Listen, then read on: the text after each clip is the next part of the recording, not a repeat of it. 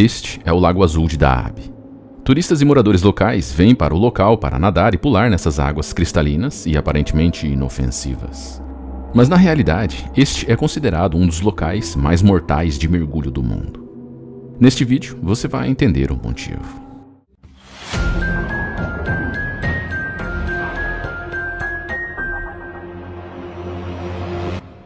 No buraco azul de Dahab, mais de 100 afogamentos foram confirmados, enquanto estimativas sugerem que o número total de vítimas pode ultrapassar 200 pessoas. Uma estatística assombrosa que contrasta fortemente com a sua beleza aparente. O lago é um enorme buraco natural, localizado a poucos metros da costa da península egípcia do Mar Vermelho, a poucos quilômetros da cidade, tornando-o acessível a qualquer um que queira se aventurar nas águas. Sua estrutura subaquática atinge profundidades de 130 metros, com o fundo inclinado em ângulo, levando gradualmente até a beira de um penhasco antes de mergulhar abruptamente para profundidades de mais de 1000 metros. Conhecido como o cemitério dos mergulhadores, o Blue Roll tem a reputação de ter um dos maiores números de mortes de mergulhadores do mundo. Este buraco é notório por várias razões. Sua proximidade à costa, a ausência de correntes fortes e a diversidade colorida da vida marinha dão a impressão de ser um local perfeito para iniciantes no mergulho. No entanto, ganhou fama por ser local de inúmeros acidentes fatais, tornando-se conhecido como o lugar com o maior número de mortes de mergulhadores no mundo. Muitos cientistas acreditam que este buraco seja o resultado de um impacto direto de um meteorito. Antes de continuarmos o vídeo, talvez seja interessante dizer o que é e como se formam os buracos azuis. Eles são formações geológicas fascinantes e misteriosas que se desenvolvem ao longo de milênios, principalmente durante períodos glaciais. Sua formação está intimamente ligada à interação complexa entre o clima, o nível do mar e as características geológicas específicas de uma região. Durante as eras glaciais, quando as calotas polares estavam expandidas e os níveis do mar eram mais baixos, vastas áreas de terra ficavam expostas. Nessas áreas, onde o solo é predominantemente composto por calcário ou rocha de carbonato de cálcio, começam os primeiros estágios da formação dos buracos azuis. A água da chuva, carregada com dióxido de carbono, penetra nas rochas porosas como o calcário. O dióxido de carbono dissolve o calcário ao longo do tempo, criando cavidades subterrâneas e galerias subaquáticas. Essas cavidades são o início dos buracos azuis. À medida que o clima aquece e os níveis do mar sobem, essas cavidades podem ficar submersas. Com o tempo, o teto dessas cavidades pode entrar em colapso, formando aberturas no solo que se estendem até a superfície do oceano. Essas aberturas são os buracos azuis. A característica azul intensa dos buracos vem da forma como a luz é refletida e absorvida na água. A água profunda, combinada com a falta de nutrientes e algas, resulta em uma transparência excepcional e uma coloração azul profundo quando vista de cima. O Marterik, um mergulhador profissional e morador da localidade, é o homem chamado para recuperar os corpos dos mergulhadores que se afogam no Blue Roll. Depois de recuperar mais de 20 cadáveres, ele ficou conhecido como o colecionador de ossos. Ele alcançou a fama em 1997, ao recuperar os corpos de 2 mergulhadores irlandeses. Os primeiros corpos a serem recuperados do buraco. Desde então, ele recuperou inúmeros corpos sozinho, o que lhe valeu o título sombrio de colecionador de ossos. Quanto aos primeiros corpos retirados do lago, um era de Martin Garr, um instrutor de mergulho qualificado e experiente, que no ano anterior à sua morte se dedicava a aprimorar suas habilidades no Egito. E seu amigo Conor Regan, que também tinha experiência em mergulho. No ano de 1997, os dois homens estavam estudando os conceitos e práticas de mergulho. O'Regan estava nos estágios finais de seu treinamento para se tornar um instrutor certificado. De acordo com testemunhas próximas, os amigos planejavam retornar à Irlanda durante o Natal e tinham o objetivo de estabelecer juntos uma agência de viagens especializada em passeios de mergulho pelo mundo. O'Regan tinha acabado de se formar em economia. Ele era um talentoso malabarista de fogo e viajava muito, apresentando-se pela Europa. Já Martin, de 22 anos, trabalhava em tempo integral como instrutor de mergulho depois de terminar a escola. Tragicamente, os corpos dos mergulhadores foram encontrados abraçados a uma profundidade de 65 metros. Esse abraço final sugere que um deles não conseguiu retornar à superfície e, em um ato de desespero, se agarrou ao companheiro, resultando em uma trágica fatalidade para os dois nas profundezas. Outro dos inúmeros acidentes conhecidos no buraco é o do mergulhador Yuri Lipski. Provavelmente você já conhece essa história e já deve ter visto o vídeo, mas este vídeo ficaria incompleto se eu não falasse dele. No dia 28 de abril de 2000, durante suas férias em Dahab, o instrutor de mergulho russo Yuri Lipski, com 22 anos na época, embarcou em uma viagem de Moscou para a península de Sinai. Seu objetivo era se filmar mergulhando na caverna Blue Roll. Para isso, Yuri equipou-se com uma câmera de vídeo fixada em sua cabeça. Algumas informações sugerem que Yuri pretendia postar o vídeo no YouTube. Mas como o YouTube surgiu somente em 2005, acredito que essa informação está equivocada. Ao chegar ao buraco azul, Yuri buscou a ajuda de Tarek Omar. Tarek, além de instrutor, era um dos mergulhadores envolvido no resgate dos corpos das pessoas que se afogavam no lago. Então ele conhecia, mais do que ninguém, os riscos envolvidos em mergulhar ali. Ele não estava disposto a levar Yuri para mergulhar sem treiná-lo adequadamente. Ele explicou que o curso de preparação e as instruções sobre o uso correto dos equipamentos de mergulho em alta profundidade levavam pelo menos uma semana. Porém, em 2 dias, Yuri voltaria a Moscou. Então, ele recusou a proposta de Tarek e foi procurar por outros instrutores com o mesmo pedido. E todos disseram não. Impaciente e confiante em suas habilidades como mergulhador de águas rasas, ele recusou a oferta de Tarek e decidiu mergulhar sozinho. Ele acreditava que seu equipamento de mergulho padrão seria suficiente para isso. Ignorando os avisos de Tarek, Yuri partiu com sua câmera de vídeo e seu equipamento de mergulho inadequado. Durante seu mergulho, Yuri registrou este vídeo. A cena inicial mostra Yuri perto da superfície da água, rodeado por outros mergulhadores, recifes de coral e peixes coloridos.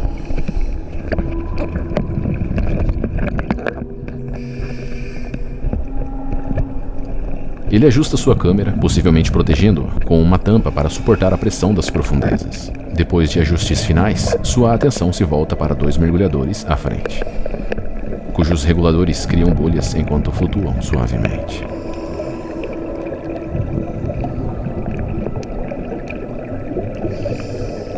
Ele se aproxima tanto desses mergulhadores que parece quase tocar neles.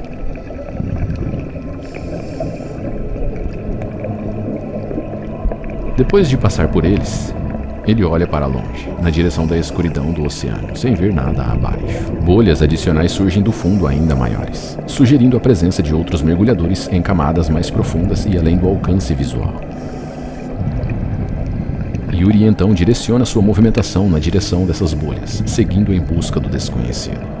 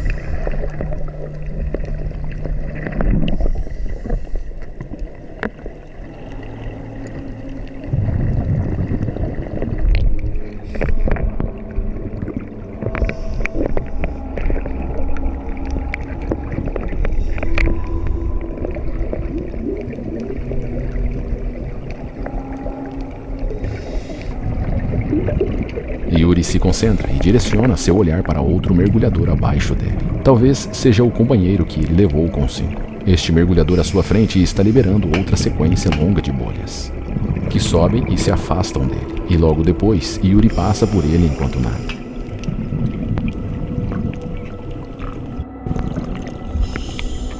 Em seguida, ele olha para cima, na direção da luz solar. Depois, seus olhos retornam para baixo, para o que parece ser o fundo. A água aqui é notavelmente mais escura do que na parte de cima da superfície. Nesse momento, dá para ouvir a respiração angustiante de Yuri. Preste atenção no quão rápido tudo acontece. É importante lembrar que Yuri está usando cilindro de oxigênio comum para mergulhos com no máximo 40 metros de profundidade. Então, à medida que ele desce, ele ficará cada vez mais afetado pela narcose por nitrogênio. E além disso, seu controle de flutuabilidade se tornará menos eficaz conforme a pressão aumenta.